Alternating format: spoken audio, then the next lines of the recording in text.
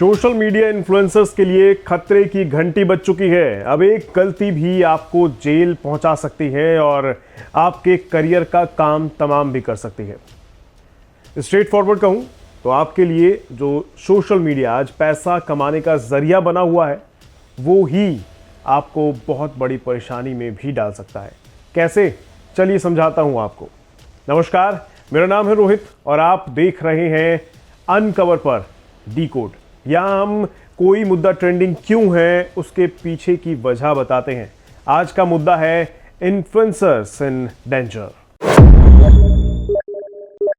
Social media का जलवा इतना तगड़ा हो चुका है आज के टाइम में कि कोई कुछ भी बोल देता है तो लोग मान लेते हैं। इस चक्कर में अक्सर लोग अपना ही नुकसान भी करवा बैठते हैं। खासकर लोग इन चक्करों में पड़कर अपनी आर्थिक परेशानियों को बढ़ा लेते हैं, यानी पैसे बर्बाद कर बैठते हैं।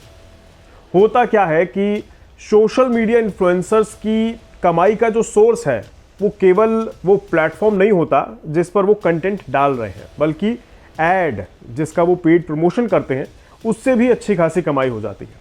अब नॉर्मली किसी प्रोडक्ट का प्रमोशन करने में कोई बुराई नहीं है, लेकिन जहां बात ऐसे प्रोडक्ट की आ जाए जिसमें आपको पैसे खर्च करने पड़ जाए, यानी आम लोगों को पैसे खर्च करने पड़ जाए, तो वहां गड़बड़ है।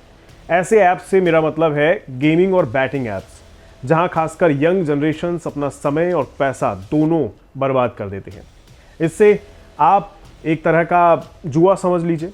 और इस जुए की एक खासियत है, जुआ खिलाने वाला हमेशा कमाई करता है, लेकिन जुआ खेलने वाले कभी कभी कमाई करते हैं, और इस कभी कभी में कमाए गए पैसों को भी वो हमेशा खेलने की आदत डालकर गवा बैठते हैं। लेकिन यंग जनरेशन इस बात को नहीं समझ पाती और ऐसी मैनिपुलेट करने वाली चीज़ों के जाल में फंस कर रह जाती है। और यहाँ सही मायने में सोशल मीडिया इन्फ्लुएंसर्स का रोल काफ़ी अहम हो जाता है, क्योंकि उनके कंटेंट को लाखों लोग देखते हैं, उनको फॉलो करते हैं। अगर ऐसा इंसान किसी से कहे कि ये ऐप आपकी कमाई करा देगा, इस ऐप पर पैसा लगाकर आप लाखों कमा सकते हो, तो यहाँ तो गड़बड़ है। और इस चीज़ को बंद करने के लिए सरकार ने कड़ा कदम उठा लिया है।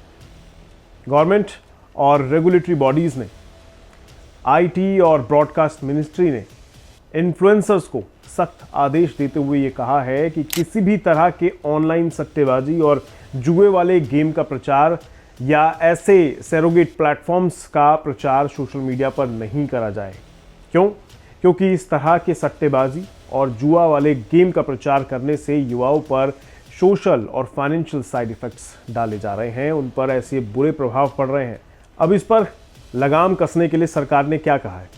इस तरह के प्रचार करने वाले इन्फ्लुएंसर्स पर कंज्यूमर प्रोटेक्शन एक्ट 2019 के तहत कार्रवाई की जाएगी, जिनमें सोशल मीडिया अकाउंट के डिलीट करने या फिर उन्हें बैन करने से लेकर कानूनी कार्रवाई तक इसमें शामिल की गई है। सरकार ने ऑनलाइन एडवर्टाइजमेंट इंटरमीडिएटरीज को भी हिदायत देते हुए कहा है कि इस तरह के प्रमोशंस के लिए भारतीय दर्शकों को टारगेट ना करें। आपको बता दें, 6 मार्च 2024 को कंज्यूमर प्रोटेक्शन अथॉरिटीज़ द्वारा एक एडवाइजरी जारी की गई है, जिसमें सोशल मीडिया इन्फ्लुएंसर्स और सेलिब्रिटीज़ द्वारा ऑनलाइन सट्टेबाजी और जुए को प्रमोट नहीं करने की हिदायत दी गई थी। इतना ही नहीं, निवेशकों के हितों की रक्षा के लिए रेगुलेटरी बॉडीज़ यानी सेबी ने भी हाल में कुछ ठोस कदम उठाए थे इसको लेकर। इन ठोस कदमों में फाइनेंशियल इन्फ्लुएंसर्स को लेकर, यानी फाइनेंस से जुड़े जो वीडियो कंटेंट बनाने वाले क्रिएटर्स हैं, उनको लेकर कुछ बातें क्लियर की गई थी। जैसे आईपीओ पेश करने वाली कंपनियां होती हैं, उनको अपने ऑफर्स डॉक्यूमेंट में डिस्क्लोजर का ऑडियो विजुअल प्रेजेंटेशन शामिल करना होगा। ये ऑडियो विजुअल प्रेजेंटेशन हिंदी और इंग्लिश दोनों भाषाओं में तैयार करना होगा आईपीओ लाने वाले को ही। इसकी मैक्सिमम लिमिट भी तय की गई है, जो कि 8 मिनट रखी गई है। अब आप सोचिए, सोचने वाली बात यह है कि भाई जो फिन इन्फ्लुएंसर्स हैं, यानी फाइनेंशियल इन्फ्लुएंसर्स हैं, उनका अब क्या नुकसान होगा इसमें। अभी होता क्या है, फाइनेंशियल इन्फ्लुएंसर्स आईपीओ का वीडियो कंटेंट बनाकर लाखों रुपए की कमाई कर लेते हैं। अब समस्या यह है कि फाइनेंशियल इन्फ्लुएंसर्स इन्वेस्टर्स को आईपीओ की अच्छी और ख़राब बातें बताने की जगह आईपीओ प्रमोट करने की कोशिश करते हैं। इससे इन्वेस्टर्स को आईपीओ के बारे में निष्पक्ष राय नहीं मिल पाती। ये समस्या केवल इतनी ही नहीं है, सेबी ने इन फाइनेंशियल इन्फ्लुएंसर्स की परेशानी बढ़ाने के लिए इस प्रस्ताव में कुछ और बातें भी ऐड करी हैं जिन पर जोर भी दिया गया है। जैसे आईपीओ का एवी यानी ऑडियो विजुअल प्रेजेंटेशन इस डिस्क्लेमर के साथ शुरू होना चाहिए कि इन्वेस्टर्स को आईपीओ के बारे में किसी दूसरे कंटेंट पर भरोसा नहीं करना है। इसमें फिन इन्फ्लुएंसर्स के कंटेंट भी शामिल होंगे। ऑडियो विजुअल के कंटेंट फैक्ट पर आधारित होने चाहिए। इसमें जानकारियों का दोहराव नहीं होना चाहिए। ऑडियो विजुअल को नॉन प्रमोशनल होना चाहिए। साथ ही रेड हायरिंग प्रोस्पेक्टस के चरण में ऑडियो विजुअल्स का कंटेंट अपडेट किया जाना चाहिए।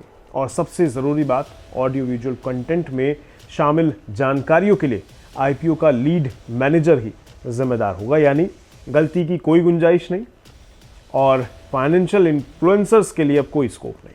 मतलब साफ है कि अब आम व्यूअर हो या फिर बाजार में निवेश करने वाला कोई निवेशक हो, दोनों के हितों की रक्षा के लिए सरकार सख्त हो चुकी है। अब बस अब आपको इस बात पे ध्यान देना ज़रूरी है कि ऐसे किसी भी कंटेंट पर ऐसे ही विश्वास ना करें आंख मूंद कर, क्योंकि जहां आपका पैसा लग रहा है वहाँ ज़रूरी है कि आप सतर्क रहें। और रही बात फाइनेंशियल इन्फ्लुएंसर्स की या वीडियो कंटेंट बनाने वाले क्रिएटर्स की, तो उन्हें भी सावधान रहना चाहिए ताकि ऐसी कोई गलती की गुंजाइश ही ना रहे जहां कानूनी कार्रवाई होने की संभावना बढ़ जाए। आज के इस मुद्दे में इतना ही। जल्द किसी नए टॉपिक के साथ मिलता हूं आपसे, लेकिन खुद को अपडेट रखने के लिए और दूसरों को अपडेट करने के लिए खुद भी सब्सक्राइब कर लीजिए इस चैनल को और दूसरों से भी करवाइए। नमस्कार।